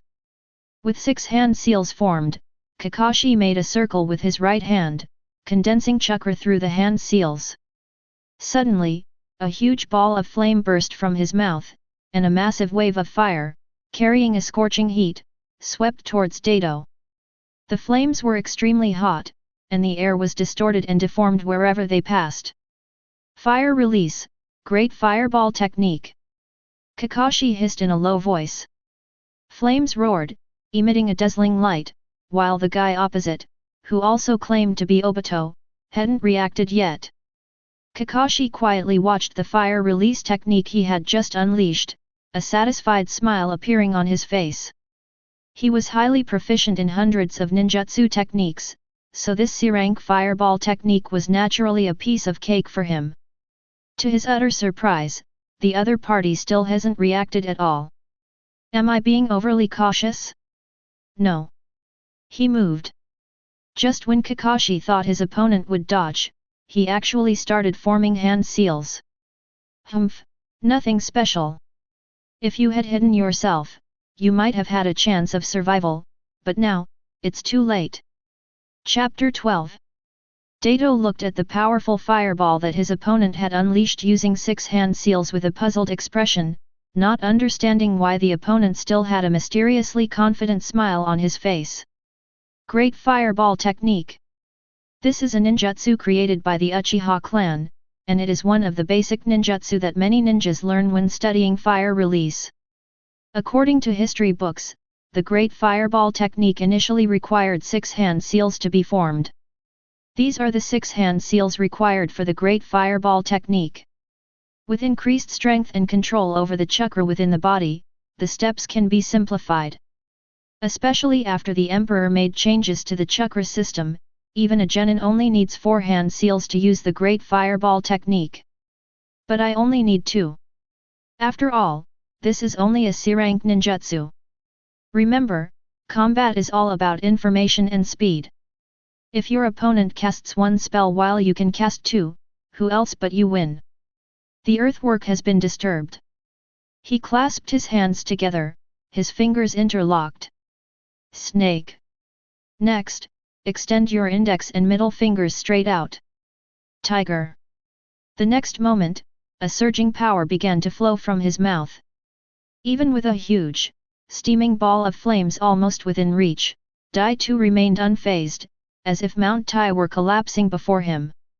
Just as he was about to be engulfed by flames, Dato took a deep breath, and his chakra rapidly gathered. He puffed out his cheeks and unleashed a torrent of fire attribute chakra. Fire release. Great fireball technique. The C-rank ninjutsu used by Dato at this moment was like a raging volcanic eruption, with overwhelming momentum. The blazing flames of the great fireball technique rolled forward, instantly engulfing and covering Kakashi's fireball. In comparison, Kakashi's fireball jutsu, while quite powerful, paled in comparison to Dato's fireball jutsu. The entire space was illuminated by the blazing flames, and the surrounding air seemed to be ignited as well, crackling and popping. After covering Kakashi's fireball jutsu, Dato's fireball jutsu continued to attack Kakashi directly without any hesitation. Kakashi's expression changed drastically. He couldn't believe that his opponent could withstand the fireball jutsu when it was so close. And it seems the opponent just only formed 2 hand seals. Was it because his physical skills were too strong and his speed too fast that I couldn't see clearly? No. There wasn't time to think any further. Earth release, earth flow wall. Kakashi quickly formed hand seals, and a large clump of yellow earth rose from the ground to form a large wall, especially the dog head on the wall, which was quite out of place. Kakashi's lips twitched. Why is there a dog head sculpture on the earthen wall? Is it to show off their exquisite chakra control? The earth wall was instantly covered by the fireball. Just when Kakashi thought it was over, the flames actually cracked the earth wall and seemed to surge out again. Just as Kakashi was hesitating about whether to use water release to cool down the earth wall, Dato stopped his attack. Kakashi breathed a sigh of relief, but soon a deep sense of powerlessness welled up inside him. The opponent unleashed a powerful fireball, and I almost had to use 3 techniques to block it. No. That was just a stealth technique that I'm not good at. Kakashi could only use self-comfort to compensate for his inner fear. Nearby, Naruto was still thrilled by the exciting game they had just played, while Sasuke was completely petrified. During the Chunin exams, I think I had to form over 20 hand seals before successfully unleashing the fireball jutsu against Kakashi-sensei, right? This person in front of me used 2. Even for Itaki, wouldn't you need at least 5? Is he stronger than Itaki? Kakashi knew he couldn't delay any longer. His chakra had always been a weakness. He hadn't noticed it when using short swords, but now, in a clash of ninjutsu, he was at a complete disadvantage. Since that's the case, Kakashi sighed, raised one hand, and then straightened his headband. The next moment, the eye covered by the scar opened instantly. We need to finish this quickly. In an instant, the 3 Tomo Sharingan opened. Sharingan. 3 surprised voices rang out. Dato opened his mouth wide, making an exaggerated expression, and looked at Kakashi before looking at Kakashi again. He couldn't understand why the Uchiha's eye was on Kakashi's eye in this world, and why there was only one. Kakashi himself was utterly shocked. Every race takes its bloodline limit extremely seriously, so how could he, in this world, have managed to obtain a Sharingan? Sasuke was equally shocked. Why were his clansmen's eyes on Kakashi-sensei? Dato glanced at Kakashi, who rarely showed such a shocked expression, and teased, Kakashi, look. You've even managed to get the Sharingan in this world. Hiss. Can my body handle this? Kakashi felt a chill run down his spine when he thought about how Dato looked after using his Sharingan, as if he had been emptied out by a 200-pound girl. Is there something special about my physical constitution in this world? Dato looked at Kakashi, and the excitement that had just faded in his eyes surged back. If you also have Sharingan. You know, he was indeed a bit stronger than Kakashi with his Sharingan, but to him it was a disgrace. But if he didn't activate his Sharingan, he couldn't beat Kakashi, and if he did activate it, the victory would be dishonorable. Now that I can compete with Kakashi who has the Sharingan, I will definitely go all out. Kakashi. Since you also have the Sharingan, then go all out. Ha ha ha ha. Dato let out a maniacal Uchiha laugh, and then his eyes began to change. 1 megatama, 2 megatama, 3 megatama.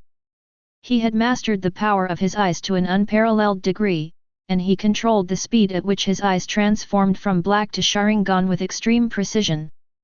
But that's not all. The 3 tomo spun rapidly, then completely transformed into a kaleidoscope. Seeing his kinsman's 3 tomo transform into a giant windmill kaleidoscope, Sasuke was completely dumbfounded. Etc. Kaleidoscope. Holy crap! I've only just unlocked my second totem. Can he turn the kaleidoscope on and off at will? As the son of Fugaku Uchiha, shouldn't my bloodline be the purest? Why am I only at the second tomo level? Am I really their biological child? Is his bloodline purer than mine?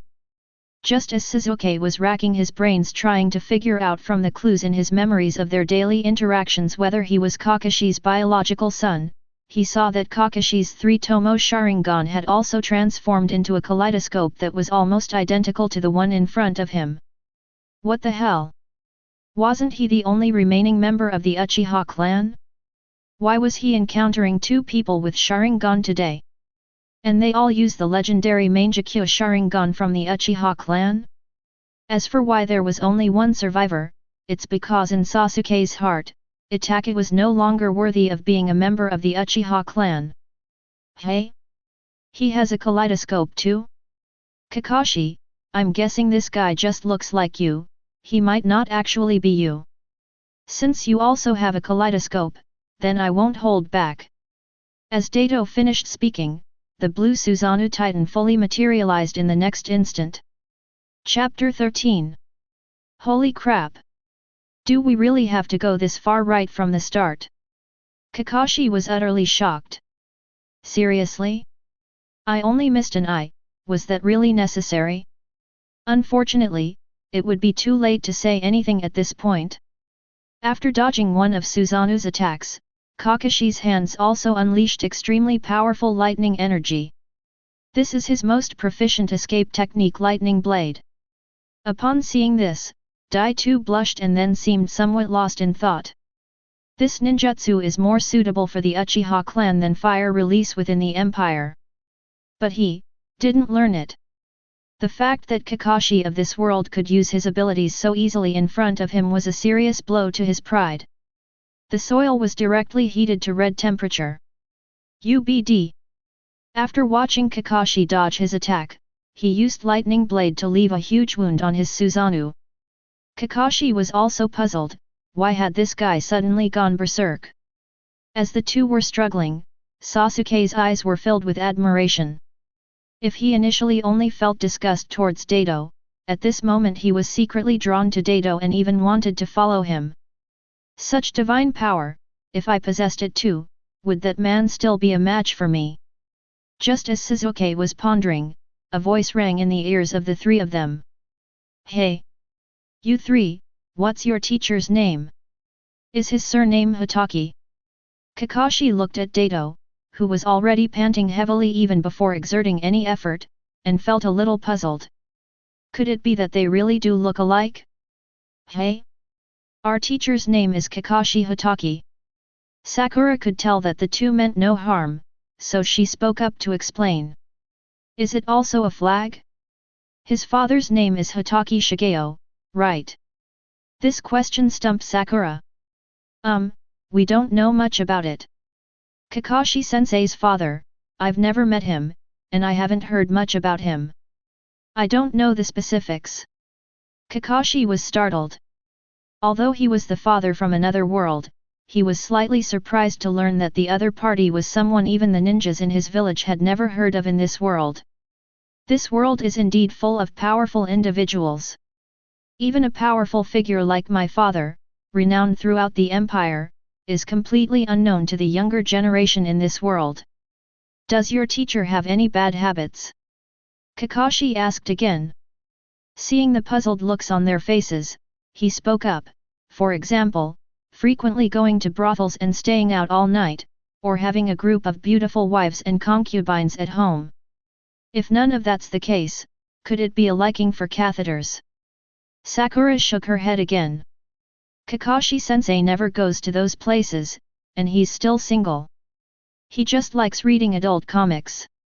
As for the conduit, I don't know. Sakura blushed at this point. What's going on? People can't understand this. This Kakashi-sensei is so vulgar. Kakashi lowered his head and began to think deeply. Something's not right. This world is full of powerful beings, so why am I so weak? What is the Sharingan? Since the weakness is not caused by excessive indulgence, it must be congenital. Since innate chakra can't compare to those overpowered characters, why not use ancestral swordsmanship? Could it be that the fathers in this world don't teach, which is why there's no inheritance? Also, if you're not a member of the Uchiha clan, won't keeping your Sharingan constantly active take a heavy toll? Is there some special pupil technique in these eyes that makes sacrificing these invisibility conditions worthwhile? Otherwise, no matter how you calculate it, the disadvantages outweigh the advantages. Naruto, who was standing nearby, looked puzzled as he listened to their conversation. Can chakra really be used up? Isn't this thing inexhaustible? Why did Kakashi-sensei run out of chakras so quickly? I didn't even see him use many ninjutsu. Naruto's big eyes revealed a clear look of foolishness. Sasuke couldn't help but yell, "Idiot! That's because you used something that didn't belong to you." Fortunately, Naruto wasn't too stupid and realized what was happening.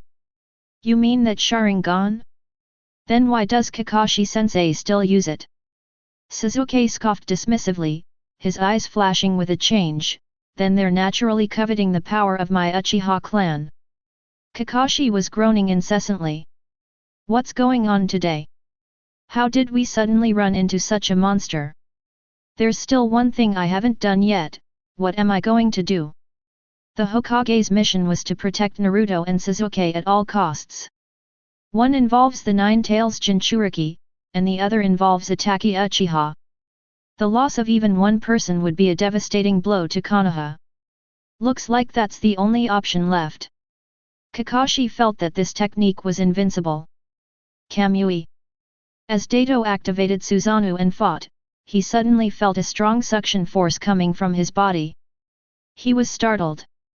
Although Kakashi's eyes were similar to his own, there were other members of the Uchiha clan within the empire with similar Mangekyo Sharingan.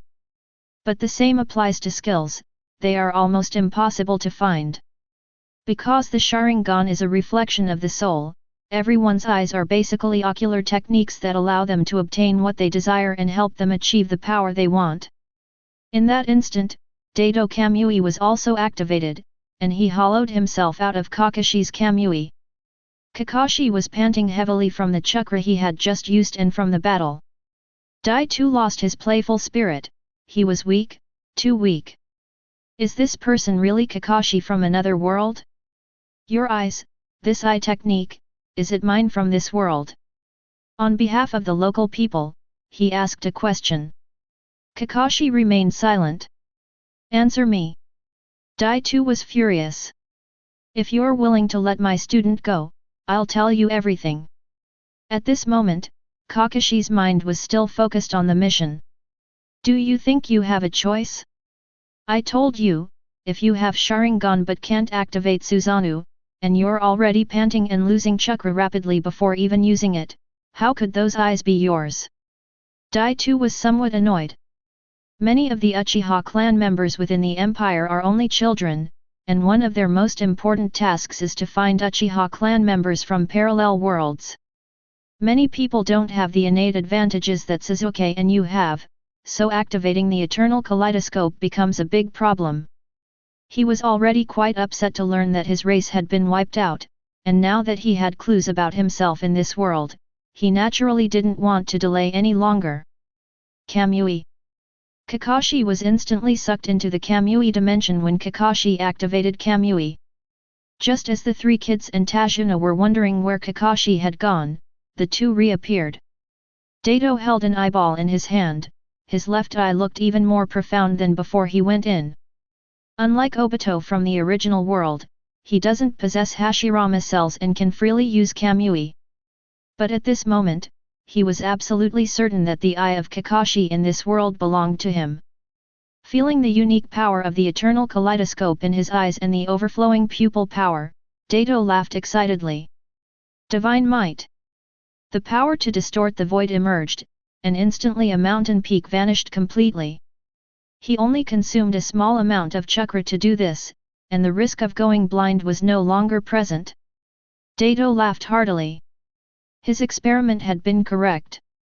He had taken control of Kakashi in this world immediately within the Kamui dimension. However, it was a pity that he was not proficient in genjutsu and could only bewitch some wandering ninjas. Kakashi had undergone training in the Anbu, so naturally he kept his mouth shut and said nothing. But none of that mattered. After gouging out Kakashi's pupil, he experimentally inserted it into his own eye. It is well known that members of the Uchiha clan can use their eyes as soon as they are inserted. As expected, there was no rejection reaction, and the power within the eye became even stronger, confirming that this eye truly belonged to this world.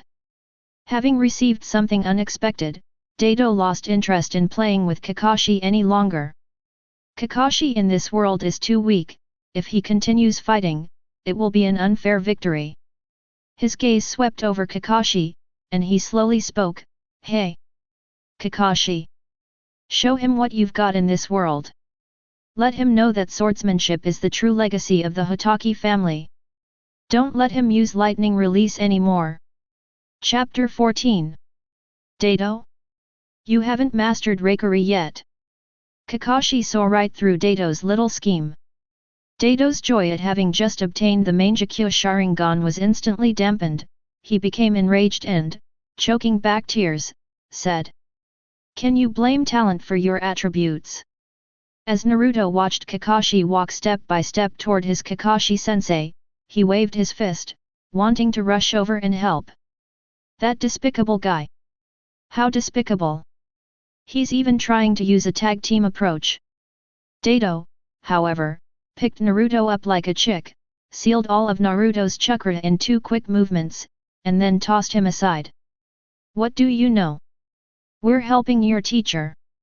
As Dato drew closer, Sasuke suppressed his excitement and asked, his voice barely audible, "Who are you?" Dai-Tu scratched his head helplessly. This is really a headache. You mentioned this world in a few words, what does that mean? Are you from another world? Sasuke's bold guess. Dai-Tu gave him an approving look, this kid isn't stupid after all. In comparison, why are Minato-sensei's children so dull? As you can see, we come from another world. That's my partner, Kakashi Hotaki. Essentially, your teacher and him are the same person. Several people were so shocked by the information conveyed in Dai-Tu's words that their brains went blank. Both of them are Kakashi-sensei. The 3 of them watched as Kakashi swung his sword in the distance, carving out a line of lines and cleaving a mountain in 2, and couldn't help but swallow hard. You dare use the Sharingan without Uchiha blood? Don't you know that keeping the Sharingan constantly active causes your chakra to drain away every minute? You've disappointed me greatly. Didn't Hotaki Shigo teach you swordsmanship? Kakashi's words silenced Kakashi. Is it the swordsmanship of Konoha's White Fang? I think I was always proud of this when I was little. Are you me from a parallel universe? Kakashi looked up. He had been too focused on dodging to notice the object in his opponent's hand, but now that he saw it clearly, his pupils contracted sharply. Even knowing that this was himself from a parallel world, looking at those white teeth still stirred up a storm of emotions within him, preventing him from finding peace. This knife was the only inheritance left to me by my father. Unfortunately, during the Battle of Konobe Bridge, he didn't keep it safe and it was broken. Upon seeing the knife again, he appeared dazed. He lost so much in that battle, his comrades, his friends, his eyes, his father's belongings, and his right hand that could never be cleaned. Kakashi's expression darkened, and with a flash of sword light, Kakashi's grey hair fell to the ground. You can actually stand there in a daze during battle? Your combat skills are even lower than I expected. I'm just curious, why would Konoha entrust the task of training a ninja like you, the sole survivor of the Uchiha clan and the Nine Tails Jinchuriki? Kakashi's words revealed his disappointment and frustration. Look at yourself now. Without the Sharingan, you can't even do the most basic thing like dodging. You've gone astray. If you had diligently practiced our Hotaki clan's swordsmanship from the beginning, your weaknesses of insufficient chakra and stamina would have been easily overcome. Kakashi remained silent upon hearing this. Why did his counterpart in that other world practice swordsmanship so diligently? Obito was also by his side. He's lost too much, why would he care about his own strength anymore? His father's death made him give up swordsmanship. Obito's death filled him with immense guilt. Lin's death made him lose his purpose in life. The teacher's death completely robbed him of his sense of direction in life. Alright, this is over. Kakashi, watch closely, this move. I'll show you how foolish it was to abandon swordsmanship for eye techniques. Lightning release, thunderclap and flash. Kakashi vanished from his spot in an instant. With the aid of lightning release, his speed was as fast as lightning. In an instant, a terrifying blade of light tore through space, slicing away large swathes of void into the surrounding air. Seeing that he still had no reaction, Kakashi felt a deep sense of disappointment. Then, the blade suddenly transformed into the back of the blade and slammed heavily into Kakashi's body. Kakashi immediately fell asleep, completely unconscious. Kakashi-sensei. Naruto and Sakura looked anxiously at the unconscious Kakashi. Don't worry, I used the back of the knife at the end, I didn't kill him. Dai-tu explained to the two of them. Haha, but Kakashi, it seems you're not so great in this world. Dai-tu laughed mockingly. At this moment, Sasuke seemed to finally remember something, and he spoke solemnly, Senior, if you are referring to the you of this world, then indeed, there was once someone in our Uchiha clan who shared the same name as you. Daito jumped up immediately, his face